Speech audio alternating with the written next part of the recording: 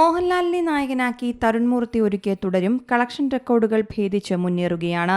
മികച്ച അഭിപ്രായങ്ങൾ സ്വന്തമാക്കിയ സിനിമ ഓരോ ദിവസം കഴിയും തോറും പുതിയ റെക്കോർഡുകളും സൃഷ്ടിക്കുന്നു. ചിത്രം ഇതിനോടകം 100 കോടി ക്ലബിൽ ഇടം നേടിക്കഴിഞ്ഞു.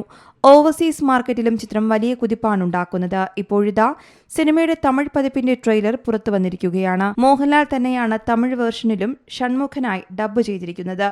മികച്ച പ്രതികരണമാണ് തമിഴ് ട്രെയിലറിന് പ്രേക്ഷകരിൽ നിന്നും ലഭിക്കുന്നത്. ഗംഭീര വോയിസ് മോഡുലേഷനാണ് മോഹൻലാലിന്റേതെന്നും തമിഴിലും അദ്ദേഹം കലക്കുമെന്നും പ്രേക്ഷകർ പറയുന്നു. ചിത്രം മെയ് 9 തമിഴിൽ പുറത്തിറങ്ങുന്നത്. മലയാളത്തിലെ അതേ വിജയം സിനിമയ്ക്ക് തമിഴിലും ആവർത്തിക്കാനാകുമെന്നാണ് പ്രതീക്ഷ.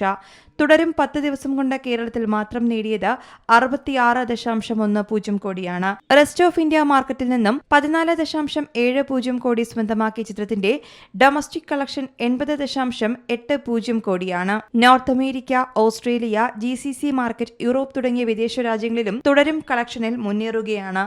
നോർത്ത് അമേരിക്കയിൽ നിന്ന് മാത്രം ചിത്രം $1 മില്യൺ ഇതിനോടകം നേടിക്കഴിഞ്ഞു. ഓവർസീസ് മാർക്കറ്റിൽ നിന്ന് 78 കോടിയാണ് തുടരുമിന്റെ ഇതുവരെയുള്ള കളക്ഷൻ. ഇത് ഇനിയും വലിയ തോതിൽ വർദ്ധിക്കുമെന്നാണ് കണക്ക് കൂട്ടുന്നത്. ഇതോടെ സിനിമയുടെ ആഗോള ബോക്സ് ഓഫീസ് നേട്ടം 159.10 കോടിയായിട്ടുണ്ട്.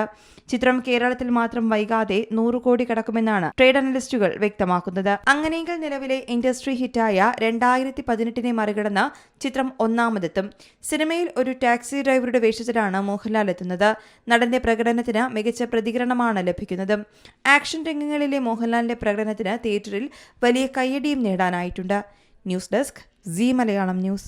ഏറ്റവും പുതിയ വാർത്തകളും വിശേഷങ്ങളും വിരൽ തുമ്പിലറിയാൻ സീ മലയാളം ന്യൂസ് എല്ലാ ഡിജിറ്റൽ പ്ലാറ്റ്ഫോമുകളിലും ലഭ്യം.